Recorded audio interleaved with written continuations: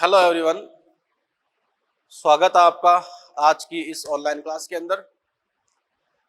प्यारे बच्चों, हम लोग बात कर रहे थे बायोटेक्नोलॉजी के बारे में और बायोटेक्नोलॉजी के अंदर जो थ्योरी वाला पोर्शन है वो हम पूरा कर चुके हैं और अब हम लोग मॉड्यूल के जो क्वेश्चंस है उनका डिस्कशन कर रहे हैं। तो आज इसी श्रृंखला में बात को आगे बढ़ाते हैं और चलते हैं अपने स्टेज सेकंड की तरफ। स्टेज सेकंड,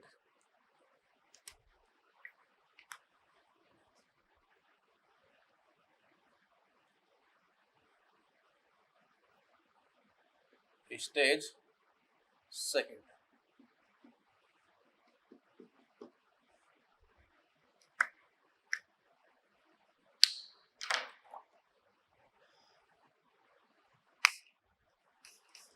हाँ जी, देखें तो प्यारे बच्चों, स्टेज सेकंड के अंदर अपन क्वेश्चन आज डिस्कस करेंगे। इस लेक्चर के अंदर बात अपने शुरू करते हैं। सबसे पहले क्वेश्चन नंबर 1 से हम बात शुरू करेंगे अपनी।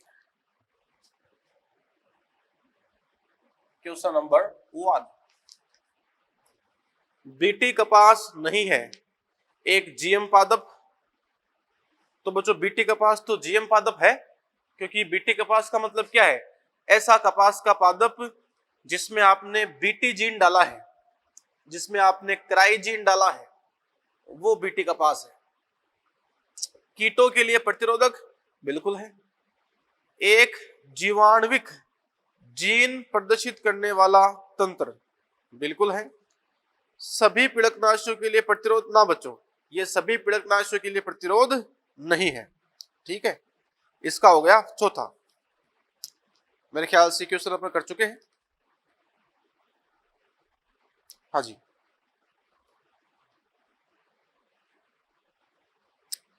अब इसके बाद में आगे बात बढ़ाते हैं। क्वेश्चन नंबर सीधा चलते हैं अपने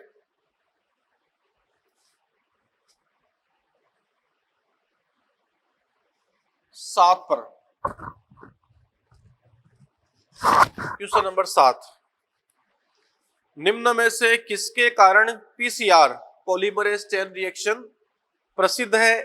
डीएनए रज्जुओं की आसानी से उपलब्धता के कारण, संश्लेषी प्राइमर्स की उपलब्धता के कारण, सस्ते डीऑक्सीराइबोन्यूक्लियोटाइड्स की उपलब्धता के कारण, या ताप सहनशील डीएनए पॉलीमरेज की उपलब्धता के कारण। बच्चों, यहां पे सही आंसर जो है वो होगा ताप सहनशील डीएनए पॉलीमरेज। हमने कहा था कि जो पीसीआर है, इस पीसीआर के अंदर पॉलीमरेज चेन रिएक्शन के अंदर अगर आप कंडीशन देखो तो हम कह सकते हैं इसमें बच्चों टेक डीएनए पॉलीमरेज एंजाइम काम आता है। और ये ऐसा एंजाइम है जो 100 डिग्री सेंटीग्रेड तापमान के ऊपर भी काम कर सकता है। ये ऐसा एंजाइम है जो 100 डिग्री सेंटीग्रेड तापमान पर भी काम कर सकता है। सामान्यतया एंजाइम जो होते हैं वो 50-60 डिग्री सेंटीग्रेड तक ही काम कर पाते हैं। 50-60 डिग्री सेंटीग्रेड के बाद में एंजाइम के अंदर विकृतीकरण होना शुरू हो जाता है, एंजाइम के अंदर डीनेचुरेशन होना शुरू हो जाता है। लेकिन बच्चों, ये ऐसा एंजाइम है जो 100 डिग्री सेंटीग्रेड के ऊपर भी काम करता है, इसीलिए ये फेमस है।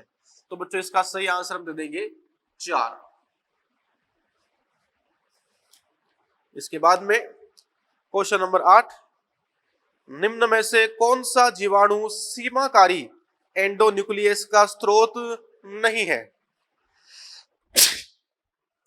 तो हम यहां देख सकते हैं हीमोफिलस इन्फ्लुएंजी, इस्टीरिया कोलाई,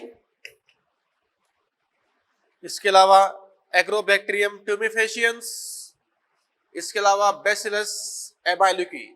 तो देखो बच्चों, यहां पर एग्रोबैक्टीरियम ट्यूमिफेशियंस जो है, ये एग्रोबैक्टीरियम ट्यूमिफेशियंस आप कह सकते हो जनरली अगर आप कंडीशन देखो तो रेस्ट्रिक्शन एंडोन्यूक्लियस एंजाइम जो है, रेस्ट्रिक्शन एंडोन्यूक्लियस एंजाइम का सोर्स नहीं है। जबकि जो यहाँ पर बेसिलस एमाइलोक्यूली है, हेमोफिलस इन्फ्लुएंजी है, इस्टीरिया कोलाई जो है, ये सब एंडोन्यूक्लियस का सोर्स है। तो अपना क्वेश्चन नंबर 8 भी यहाँ पे हो गया। आगे देखते हैं क्वेश्चन नंबर 9। पीसीआर अभिक्रिया में टेक डीएनए पॉलीमरेज के द्वारा निम्न में से कौन सा पद प्रेरित किया जाता है? डीएनए रज्जुओं का विकृतीकरण। बच्चों मैंने कहा था टेक डीएनए पॉलीमरेज है, चाहे कोई सा भी डीएनए पॉलीमरेज हो, वो कभी भी पॉलीन्यूक्लियोटाइड श्रृंखला का निर्माण करने की शुरुआत नहीं कर सकता। वो हमेशा पॉलीन्यूक्लियोटाइड श्रृंखला को इलोंगिनेशन कर सकता है।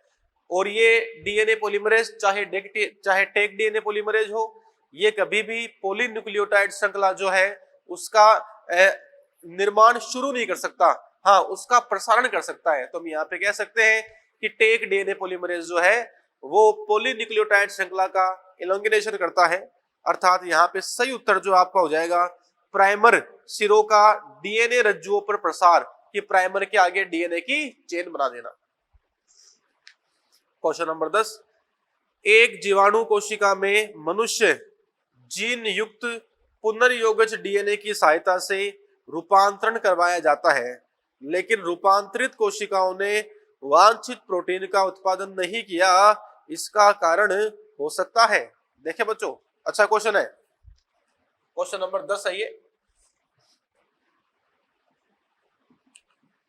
क्वेश्चन नंबर 10 ये से बोल रहा है कि आपके पास में कोई बैक्टीरिया की कोशिका है। ये क्या है? This is bacterial cell. This is bacterial cell.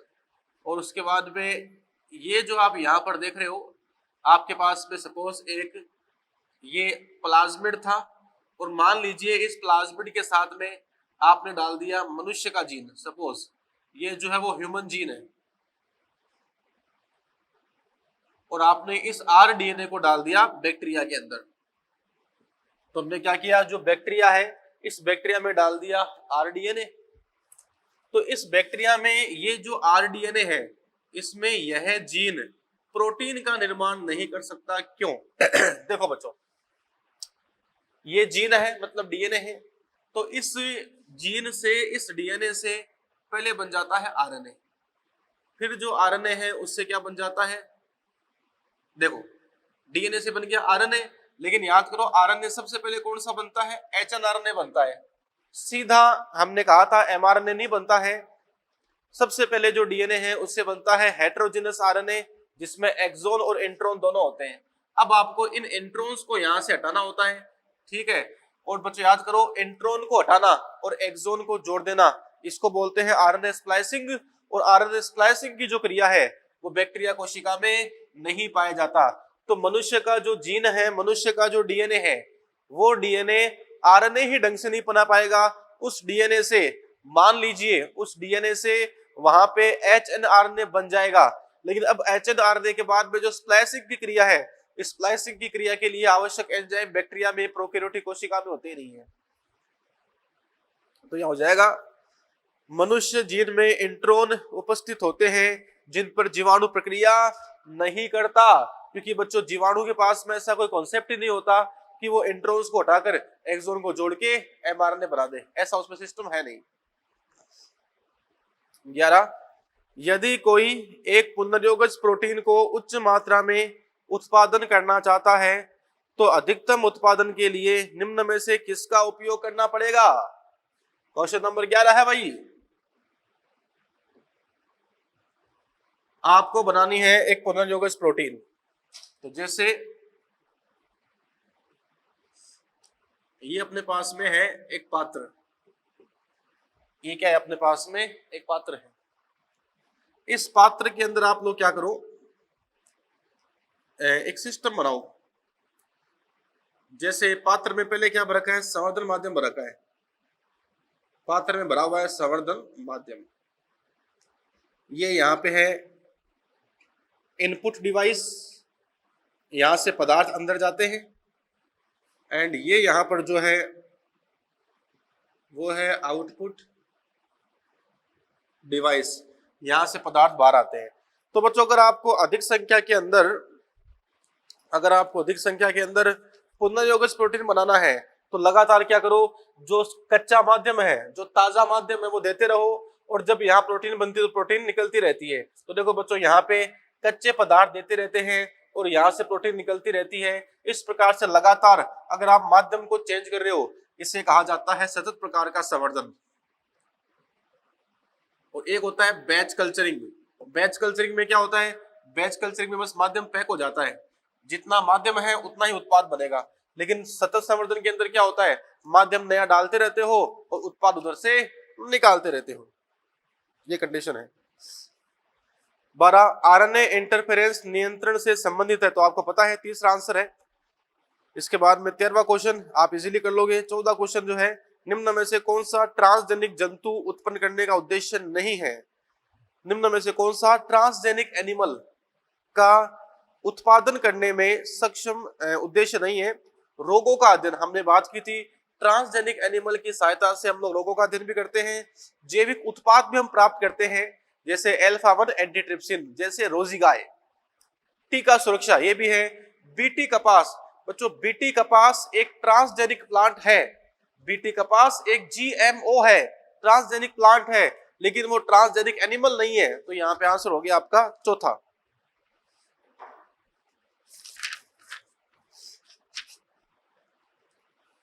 15वां, रोग के इलाज के लिए,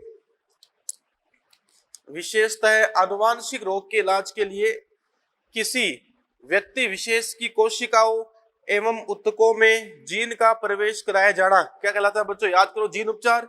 जीन उपचार के अंदर क्या होता है कि जो आप लोग हो वो किसी डिफेक्टेड जीन को हटा देते हो और वहां पर उत्तम जीन डालते, उसको बोलते हैं जीन उपचार। क्वेश्चन नंबर 16, बासमती चावल के लिए सही कथन का पता लगाइए। यह केवल भारत में उगता है, नहीं बच्चों, सबसे पहले इसको बनाया गया था भारत के अंदर, लेकिन उगता ये पूरे विश्व में है। 1997 में इंग्लैंड की एक कंपनी ने बासमती चावल का पेटेंट अधिकार प्राप्त कर लिया था। 1997 में इंग्लैंड की कंपनी ने बासमती चावल का पेटेंट प्राप्त नहीं किया। इसमें अद्वितीय खुशबू व सुगंध होती है और भारत में इसकी 27 प्रमाणित किस्में उत्पन्न नहीं होती बच्चों। 27 किस्में हैं वो प्रमाणित नहीं है।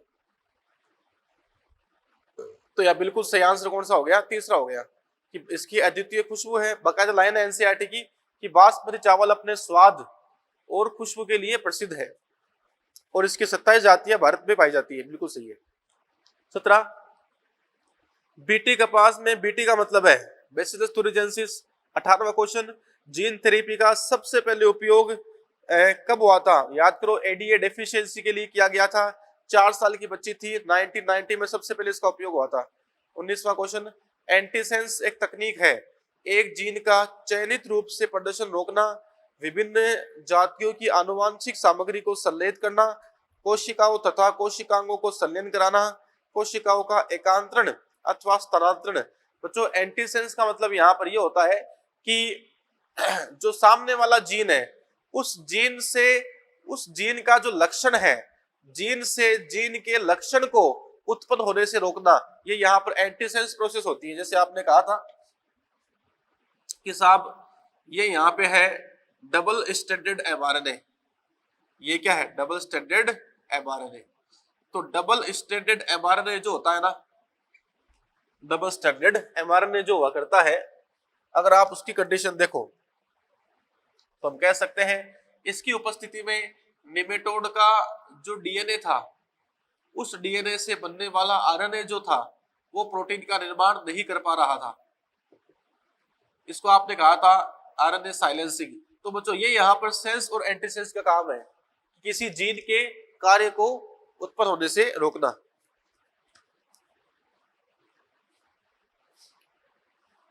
हाँ जी, इसके बाद में क्वेश्चन नंबर 20, कोशिका का डीएनए ग्रहण करने के लिए ग्राही बनाने हेतु ऊष्मा उपचार दिया जाता है। बच्चों आपको पता है कि बैक्टीरिया के लिए हमने बात की थी हीट शॉक मेथड, कि बैक्टीरिया को डीएनए ग्रहण करने हेतु हम उसको 42 डिग्री सेंटीग्रेड, पहले 0 डिग्री सेंटीग्रेड, फिर 42, फिर 0 का तापमान देते हैं। तो आंसर हो गया दूसरा। उसके बाद में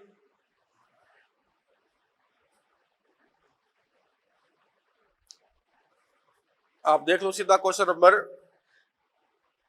26 का क्वेश्चन देखो बच्चों, निम्न पर विचार कीजिए। क्वेश्चन नंबर 26 अच्छा क्वेश्चन है।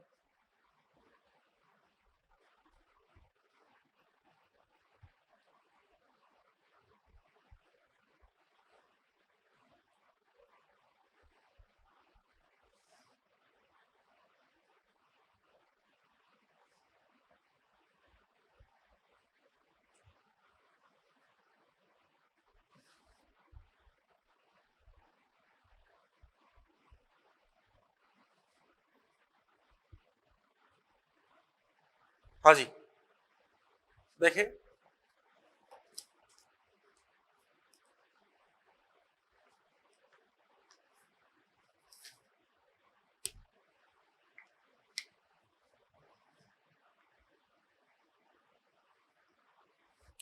Question number 26।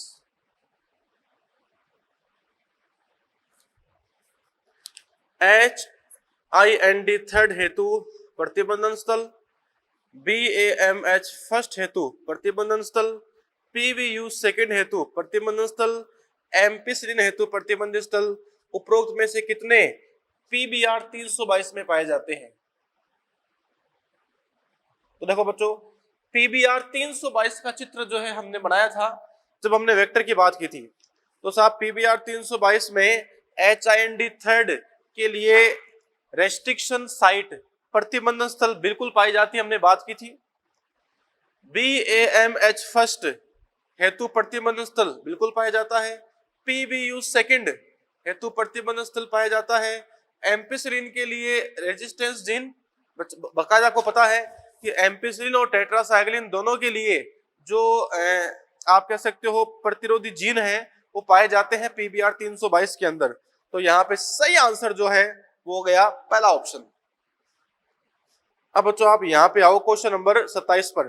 Restriction endonuclease enzyme वे एंजाइम होते हैं जिनसे डीएनए अणु के सिरों से न्यूक्लियोटाइड अलग किए जा सकते हैं। बच्चों डीएनए के सिरों से नहीं, सिरों से तो एक्सोन्यूक्लियस होते हैं।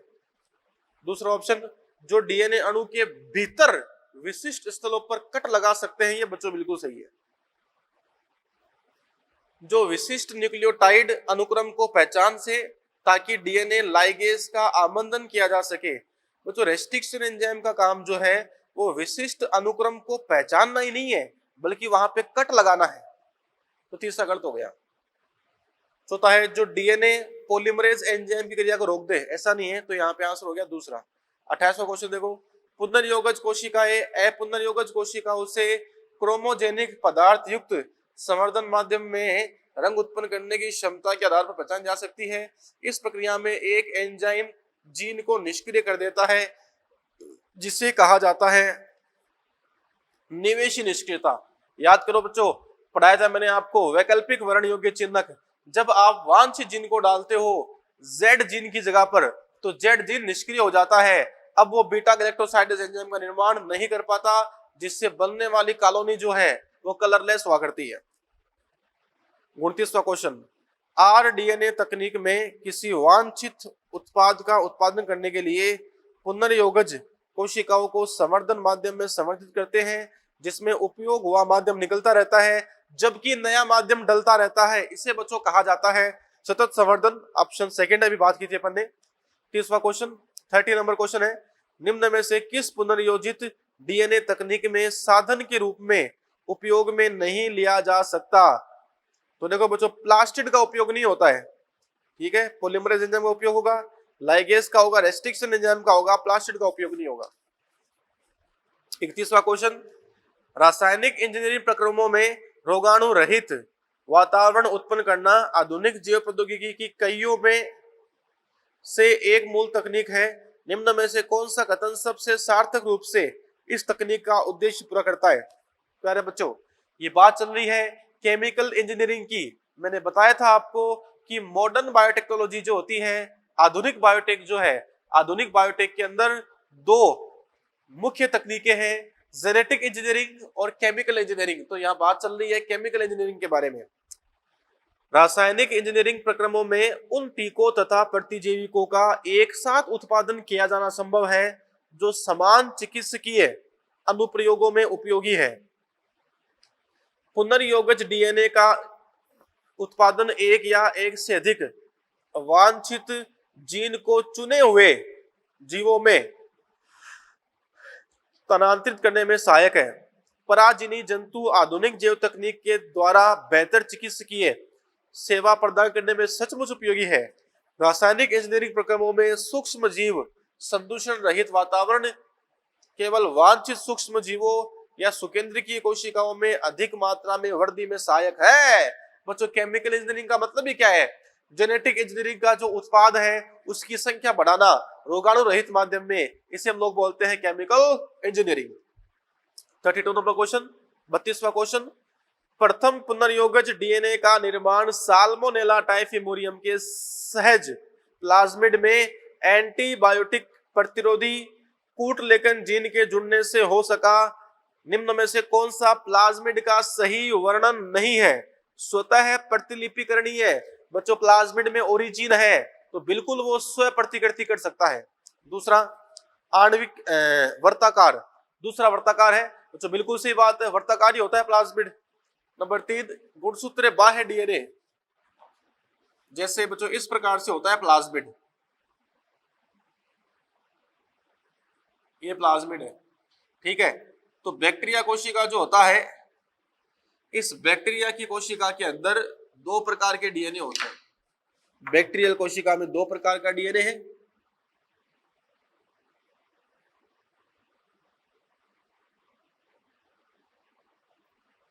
इस प्रकार से कंडीशन है यू। तो देखो बच्चों, ये तो कौन सा हो गया? Chromosomal DNA. और इसके अलावा जो ये आप देख रहे हो, ये है, इसके अलावा एक्स्ट्रा में है तो एक्स्ट्रा क्रोमोसोमल डीएनए। तो क्या हो गया? गुणसूत्र बाह्य डीएनए। देखो बच्चों, गुणसूत्रीय डीएनए के बाहर तो बाह्य गुणसूत्रीय डीएनए हो गया। एक रज्जु की आरएनए नहीं भाई, प्लाज्मिड जो है वो डीएनए होता है, न कि आरएनए। तो चौथा यहाँ पे गलत है, तो 32वें का करेक्ट आंसर जाएगा 4। 32 स्टेनले कोहेन व हर्बर्ट बोयर ने 1972 में पुनर्योगज डीएनए के निर्माण का कार्य प्लाज्मिड से डीएनए का टुकड़ा काटकर संपन्न किया, जिनमें प्रतिजैविक प्रतिरोध प्रदान करने के लिए जीन जिम्मेदार था। डीएनए को विशेष जगहों पर काटना निम्न में से किसकी खोज के कारण संभव हो पाया? पहला ऑप्शन प्रतिबंधन एंजाइम, बिल्कुल सही है। दूसरा आणविक कैंची, इसी का तो नाम है प्रतिबंधन एंजाइम का, तो आंसर हो गया इसमें चौथा विकल्प 1 तथा 2 का अर्थ समान है, अतः उत्तर दोनों होंगे, बिल्कुल सही है। 34 नंबर क्वेश्चन आप कर लोगे, बात हो चुकी है अपनी। 35 बिल्कुल हो चुकी है। 36 ये बच्चों एग्जाम में काफी बार आ चुका है। 36 नंबर क्वेश्चन, यहां पर विकरों के कटान का मिलान दर्शाया गया है।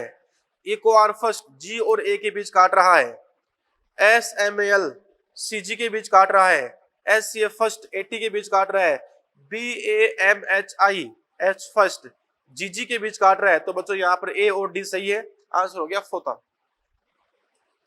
चौथा ऑप्शन सही है। 37 बिल्कुल बात हो चुकी है। 38 आप कर लोगे। 39 में आपको कोई दिक्कत नहीं आएगी, हमारी बात हो चुकी है। बच्चों जहां पे आपकी दिक्कत आ सकती है मैं उन क्वेश्चन को सोल्व करा रहा हूं। क्वेश्चन नंबर 40 देखिए, क्वेश्चन नंबर 40,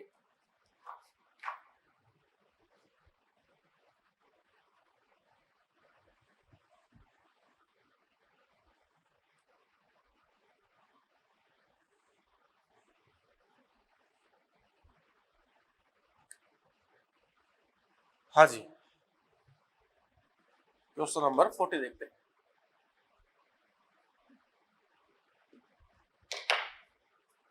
जीवाणु जिसे सुपरबग कहा जाता है तो इसका बच्चों आंसर है सूडोमोनास पुटिडा। होता क्या है बच्चों, कई बार क्या होता है कि जो पानी होता है, जलाशय जो होता है, ये है कोई जलाशय, इसमें पानी भरा हुआ है। मतलब जलाशय के ऊपर क्या होता है, कई बार जलाशय के ऊपर तेल की एक परत जम जाती है। लोग वहां क्या करते हैं, उद्योगों से निकलने वाला जो उत्पाद है जिसमें तेल वगैरह होते हैं वो सब पानी में डाल देते हैं। तो बच्चों वो जो तेल है वो क्या करता है, वो तेल जलाशय के ऊपर एक परत का निर्माण कर लेता है। वो जो तेल है वो तेल जलाशय के ऊपर एक परत का निर्माण कर लेता है। ठीक है, फिर क्या होता है, अगर ऊपर एक परत बन गई तो अब नीचे यहाँ पर जो जलीय जीव पाए जाएंगे उनको वातावरण से ऑक्सीजन नहीं मिलेगी जिनसे इनकी मृत्यु हो जाती है। हमने बच्चों यहाँ पर क्या किया, सुपरबग मतलब सुडोमोनास क्यूटिडा जो बैक्टीरिया है इसको डाल दिया। वो क्या करता है बच्चों, तेल का अपघटन कर देता है और तेल का अपघटन करके यहाँ से उस ऊपर वाली परत को हटा देगा, जिससे आराम से अब O2 का ट्रांसपोर्ट होता रहेगा और जो जीव वगैरह है, जो जलीय जीव है, O2 को लेते रहते हैं। इसको बच्चों बोलते हैं सुपरबग। ओके, 41वां नंबर क्वेश्चन आप कर लोगे, बात अपनी हो चुकी है। 42, हाँ बच्चों 42 बड़ा क्वेश्चन है, वो देख लेते हैं अपन एक बार। क्वेश्चन नंबर 42, पुनर्योगज दिए गए कथनों को पढ़िए और सही कथनों का चयन कीजिए। इलेक्ट्रोफोरेसिस एक ऐसी तकनीक है जिसमें भिन्न आयनिक गुणों वाले प्लाज्मिड को पृथक वाले पदार्थों को पृथक किया जाता है। बच्चों बिल्कुल सही है। इलेक्ट्रोफोरेसिस के अंदर आप लिखते हो काम में एनोड, जबकि वहां पे जो हम डीएनए डालते हैं वो कैसे होते हैं, माइनस आवेश के होते हैं। तो इलेक्ट्रोफोरेसिस का जो इलेक्ट्रोड है वो तो है पॉजिटिव चार्ज वाला, बट हम उसमें डालते हैं नेगेटिव चार्ज वाले डीएनए, फिर हम उनको साइज के हिसाब से अलग अलग कर लेते हैं। प्लाज्मिड इज इक्वल टू बाह्य गुणसूत्रीय स्वयं प्रत्यक्करण योग्य सामान्यतः वर्तुल द्विरज्जुकीय डीएनए अणु है जो कि प्राकृतिक रूप से अनेकों जीवाणुओं और कुछ यीस्ट में पाया जाता है। बच्चों बिल्कुल सही बात है।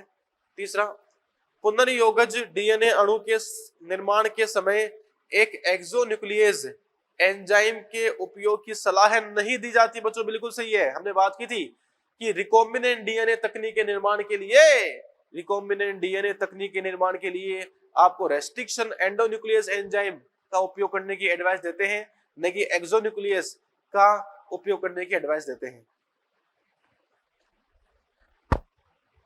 चौथा, ई को आर फर्स्ट में रोमन संख्या फर्स्ट इंगित करती है कि यह ई कोलाई आर वाई 13 से पृथक किया गया। बच्चों बिल्कुल सही बात है, इसमें चारों सही है। 43 बच्चों आप देख लो, ये बड़ा क्वेश्चन है, बताता हूं मैं आपको। क्वेश्चन नंबर 43, पुनर्योजित डीएनए के निर्माण के विभिन्न पद यादृच्छिक रूप से दिए गए हैं। उस डीएनए खंड अथवा जीन को पृथक करना जिसकी अनेकों प्रतियां निर्मित करनी है। बिल्कुल वांछित जीन, तो पहला पद क्या है, वांछित जीन को सेलेक्ट करना, उसको पृथक करना। दूसरा पद क्या होता है, तो दूसरा पद है उचित वाहक का चयन करना। तीसरा पद है इस वाहक को वांछित जीन के साथ जोड़ के आरडीएनए का निर्माण करना। चौथा पद है आरडीएनए को परपोषी कोशिका में डालना और पांचवा पद है परपोषी कोशिका से वांछित उत्पाद की प्राप्ति करना। तो बच्चों देख लो, यहाँ पे आपके बैठ जाएगा ऑप्शन नंबर 3 पहला, फिर पांचवा पृथक्करण जीन का प्लाज्मिड में प्रवेश, फिर दूसरा, फिर चौथा और फिर तीसरा। तो करेक्ट आंसर यहाँ पे तीसरा हो गया। फिर देखो बच्चों 44 आप इसमें कर दोगे इजीली। क्वेश्चन नंबर 45 देख लो एक बार।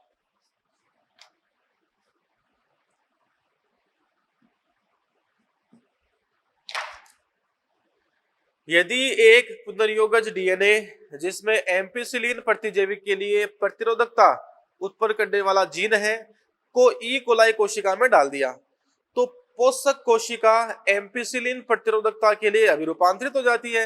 एम्पिसिलिन युक्त अगार माध्यम में केवल अभिरूपांतरित कोशिकाएं ही वृद्धि कर पाती है तथा अन्य कोशिकाएं जो कि अभिरूपांतरित नहीं है, जिसमें आरडीएनए नहीं है, मर्त हो जाती है। इस क्रिया के दौरान एम्पिसिलिन प्रतिरोधकता जीन है, ये बच्चों एक चयनात्मक सूचक है, ये एक वर्ण योग्य चिन्ह है, सेलेक्टेबल मार्कर है, जिसकी सहायता से आप पहचान सकते हो कि कौन सी तो पुनर्योगज कोशिका है, मतलब कौन सी तो रूपांतरित कोशिका है और कौन सी अरूपांतरित कोशिका है। ये बच्चों यहाँ पे कंडीशन है। फिर आप यहाँ देख लो क्वेश्चन नंबर 46 में बच्चों देख लो आप, रिक्त स्थानों को भरने हेतु उचित विकल्प का चुनाव करो। ई को आर फर्स्ट खंडों को जी और ए चारों के बीच से काटता है। जब डीएनए में अनुक्रम को हो GAA-TTC। दूसरा, जीवाणुवीय कोशिका, पादप कोशिका और कवक कोशिका भित्ति को का विदारण क्रमशः किससे? लाइसोजाइम से, पादप का सेल्यूलोज से, कवक का काइटिनेज से करते हैं। तीसरा, चूंकि डीएनए अणु पर आवेश नेगेटिव का होता है इसलिए वो इलेक्ट्रोफोरेटिक कक्ष में एनोड की तरफ गति करता है, क्योंकि डीएनए पर आवेश कैसा हो गया? माइनस का, एनोड पर कैसा है? प्लस का। तो बच्चों प्लस माइनस के बीच में क्या होगा? आकर्षण होगा। आंसर यहां पे हो गया तीसरा। आगे देखते हैं। अब बच्चों आप यहां देख लो क्वेश्चन नंबर 48, ये आप देख लो इसमें क्वेश्चन नंबर 48। किसी कोशिका का पुनर्योगज डीएनए से रूपांतरण हेतु सक्षम बनाने के लिए क्या विधि? तो बच्चों आपको पता है सबसे पहले क्या करते हैं? हम करते हैं द्विसंयोजी धनायन से उपचार। कोशिका को Ca+2 माध्यम में रखते हैं ताकि कोशिका भित्ति में छिद्र बन जाए, कोशिका भित्ति अधिक पारगम्य हो जाए। फिर बर्फ पर रखते हैं 0 डिग्री सेंटीग्रेड पर, फिर 42 पर और फिर बर्फ पर। ऐसा करने से क्या होता है? कोशिका झिल्ली में लिपिड के अणु जैसे दूर दूर होते हैं उसमें से आरडीएनए अंदर प्रवेश कर जाता है। तो बच्चों यहाँ पे आंसर हो गया 48 में पहला। 49 आप इजीली कर लोगे। 50 अपने हो चुकी है बात। चलो तो बच्चों इस तरीके से हमने स्टेज 2 में 50 तक के क्वेश्चन कर लिए। आगे हम शुरू करेंगे 51वें वाले क्वेश्चन से। ठीक है, ओके, बाकी बात करते हैं नेक्स्ट लेक्चर में। Thank you.